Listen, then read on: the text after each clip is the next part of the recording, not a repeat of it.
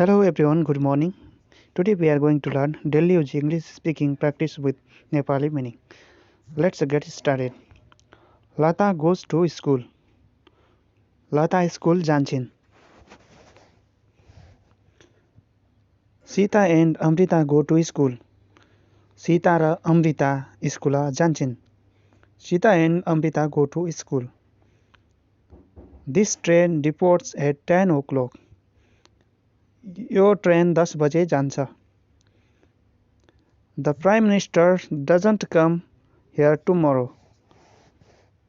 प्रधानमन्त्रीज्यू भोलि यहाँ आउनु हुँदैन. Do you love your country? के तपाईँ आफ्नो देशलाई माया गर्नुहुन्छ? My brother does this work. मेरो भाइले यो काम गर्छ. Do you like tell a lie? के तिमी झुट बोल्न मन पराउँछौ? When do you beat him? तिमीले उसलाई कहिले पिट्छौ? How do you know him? तिमीले उसलाई कसरी चिन्छौ? I know you.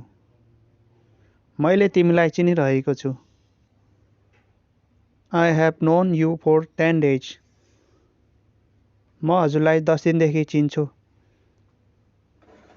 I go to school. म स्कुल जान्छु. The cow eats grass. गाईले घाँस खान्छ. My father teaches. मेरो बुवाले पढाउनुहुन्छ. We read book. हामी किताब पढ्छौँ.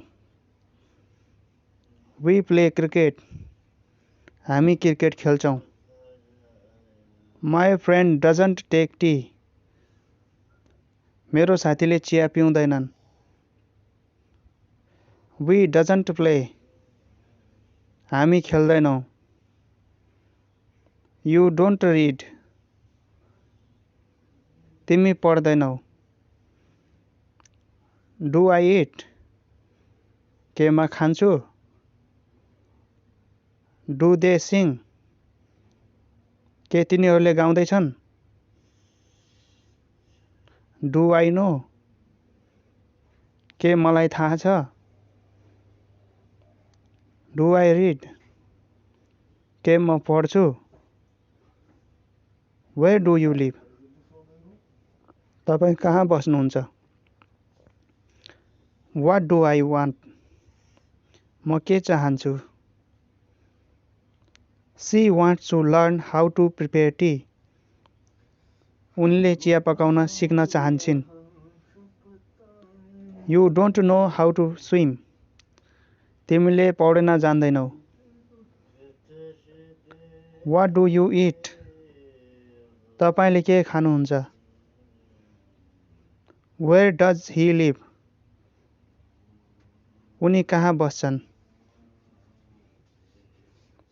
Thank you for watching this video, and if you haven't yet subscribed, please subscribe right now for more new videos. Thank you and see you again. Take care. Bye.